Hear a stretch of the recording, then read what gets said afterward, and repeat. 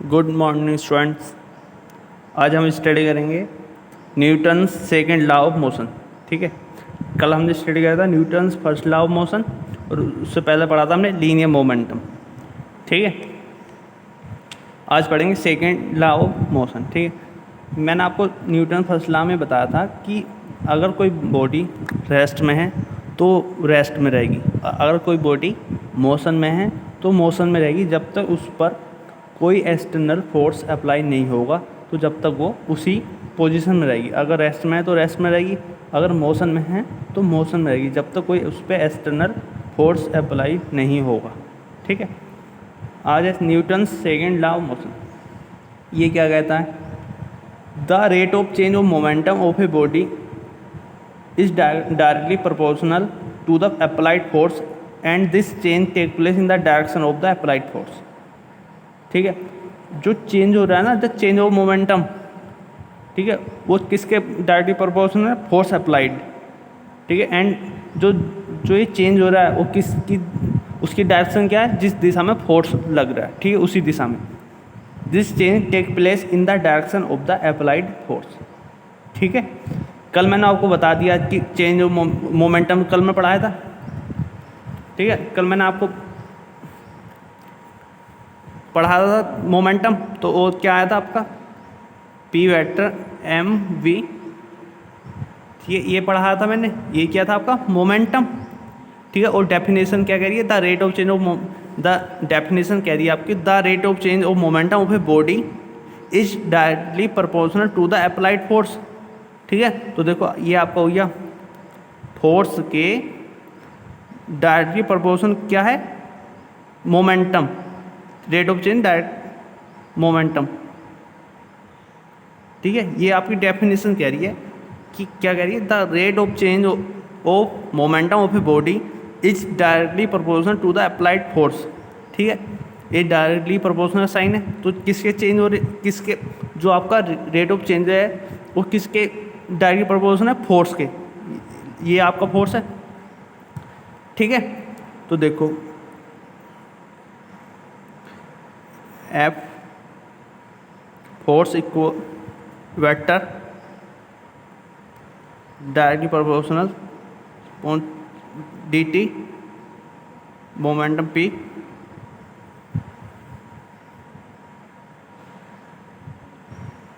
Upon D T. देखो ये किसके इक्वल है? Momentum M vector P. ठीक है, फोर्स दैट, ये मास है तो मास में कोई चेंज नहीं होता, तो मास बाहर ले लो, डी वी। ठीक है, अपॉन डी टी। और आपको पता होगा कि जो ये होता है D V upon D T, ये क्या है आपकी? वी क्या है आपकी? वेलोसिटी। ठीक है, तो the rate of change of velocity. ठीक है, तो आपको मैंने बताया था जब मोशन पढ़ा था एक्सीलरेशन, एक्सीलरेशन यही होता है the change of velocity, the rate of change of velocity. ठीक है, the rate of change of velocity क्या होता है आपका? एक्सीलरेशन। तो ये क्या हुआ आपका? ये हुआ आपका वेक्टर है। ठीक है, और साइड में लिख देना D V upon D T equal. ठीक है, ये आपका v है, वेलोसिटी में चेंज हो रहा है, तो क्या हो गया? वेलोसिटी, जब आपका rate of change of velocity किसके इक्वल होता है? एक्सीलरेशन के। ठीक है, जब हम एक कांस्टेंट हटाएंगे डायरेक्टली प्रोपोर्शनल वाला, तो यहाँ एक कांस्टेंट ले लेंगे के एम ए। ठीक है, आपका के क्या है? के है इज ए कांस्टेंट, के इज कांस्टेंट ऑफ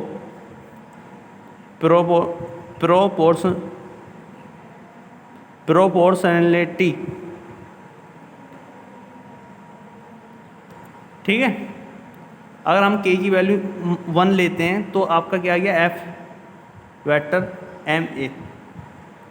ये आपका फोर्स का फॉर्मूला होता है। ठीक है, ये आपका क्या होता है? फोर्स का फॉर्मूला होता है एफ इक्वल एम ए। ठीक है, आप शुरू से देख लो, जो न्यूटन का सेकेंड लॉ ऑफ मोशन है, क्या कह रहा है, वो कह रहा है the rate of change of momentum is directly proportional to the applied force. And जो चेंज हो रहा है वो किस दिशा में हो रहा है, जिस दिशा में आप फोर्स लगा रहे हो। ठीक है, तो कल हमने पढ़ा था लीनियर मोमेंटम, तो P इक्वल क्या होता है, mv vector, P equal m vector v। ठीक है, तो अब हम आते हैं अपनी डेफिनेशन न्यूटन सेकेंड लॉ की। ठीक है, वो कह रहा है जो रेट ऑफ चेंज हो रहा है मोमेंटम वो किसके इक्वल है, डायरेक्टली प्रोपोर्शनल अप्लाइड फोर्स। तो F force directly proportional rate of change of momentum upon dt। ठीक है, अब यहाँ देखो आप vector F direct proportional dt upon dt bracket P momentum. अब मोमेंटम हमें कल पढ़ा है mv। ठीक है, मास में कोई चेंज नहीं होता तो मास हमने बाहर ले लिया, तो dv अपॉन dt।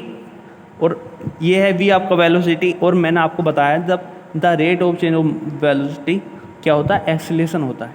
ठीक है, जब आप लास्ट चैप्टर पढ़ोगे जो मैंने आपको पढ़ा चुका हूँ, वैसे आप उसका रिवीजन करोगे तो आपको पता चलेगा। तब वेलोसिटी में चेंज होता है तो वहाँ क्या होता है, एक्सीलरेशन होता है, ए। वो हो गया ए। अब हम इस डायरेक्टली प्रोपोर्शनल को हमने के है ले लिया, ये क्या है आपका, के is a constant of proportionality. ठीक है, ओके। अगर के की वैल्यू हमने 1 ली तो आपका एफ बराबर क्या है, आपका एम ए। और यही आपका फॉर्मूला होता है फोर्स का, फोर्स। ठीक है, एफ बराबर एम ए। ये आपका क्या है, सेकेंड लॉ कह रहा। ठीक है, ये आपको हो गया Newton's second law of motion. कल मैंने आपको फर्स्ट लॉ ऑफ मोशन पढ़ा दिया। ठीक है, ये आप ध्यान रखना। ठीक है,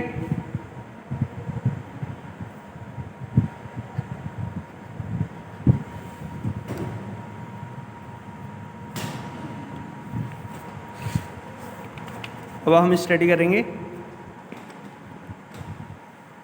इम्पल्स ऑफ ए फोर्स।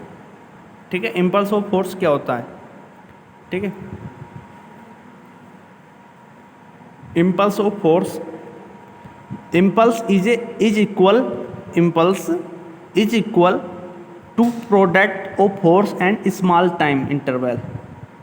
ठीक है, ये किसके, एक तो फोर्स का प्रोडक्ट और स्मॉल टाइम का प्रोडक्ट, स्मॉल टाइम इंटरवल का, उसका प्रोडक्ट क्या कहलाता है, इम्पल्स ऑफ ए फोर्स। ठीक है, देखो ये आ गया आपका J equal force product of small time interval delta T. Delta क्या लेते हैं, स्मॉल, बहुत छोटे समय के लिए डेल्टा यूज़ कर रहे हैं, बहुत समय टाइम के लिए। J equal F into delta T. ठीक है, ये आपकी डेफिनेशन है। Impulse is equal to product force and small time interval. ठीक है, ये आपका हो गया इम्पल्स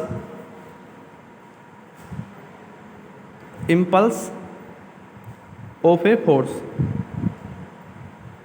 ठीक है, देखो इसमें आपको एग्जाम्पल में आप और अच्छे से समझोगे। आपने जो क्रिकेट मैच देखे होंगे, जब कोई भी फील्डर कैच लेता है, ठीक है, तो क्या होता है, वो अपने हाथ जो पीछे खींच लेता है। ठीक, क्यों खींच लेता है, जो एक टाइम है मोमेंट, चेंज ऑफ मोमेंटम, तो उसमें टाइम जब थोड़ा सा 1 सेकेंड 2 सेकेंड लगेगा पीछे हाथ खींचने में, तो उसमें क्या होता है, आपका टाइम बढ़ जाता है और उससे हमें कोई फोर्स, मतलब कि जो हमारे हाथों में जो कोई चोट सी नहीं लगती। क्यों नहीं लगती, हमने जो है ना चेंज ऑफ मोमेंटम का टाइम बढ़ा लिया। ठीक है,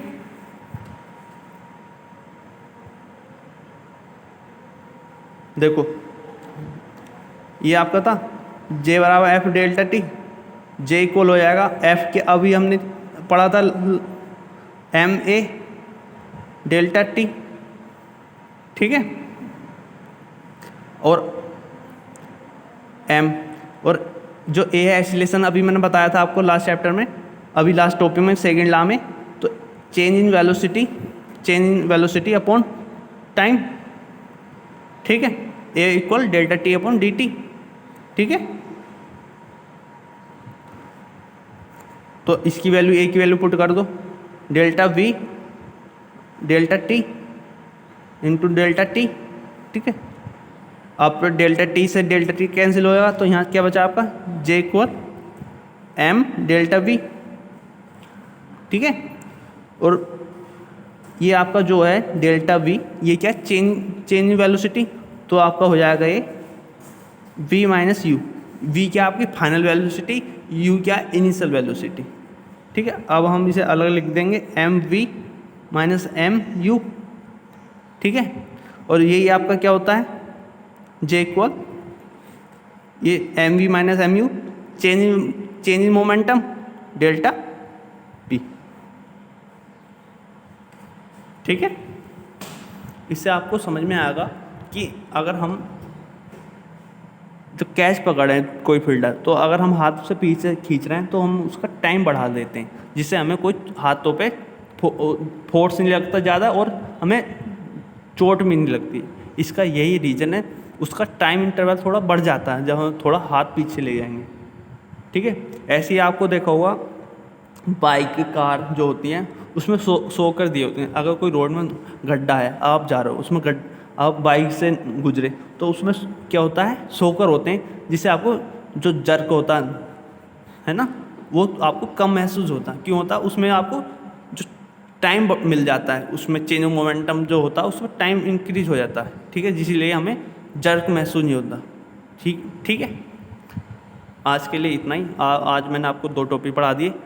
सेकेंड लॉ न्यूटन का सेकेंड लॉ पढ़ा दिया और इम्पल्स ऑफ फोर्स पढ़ा दिया है, ठीक है।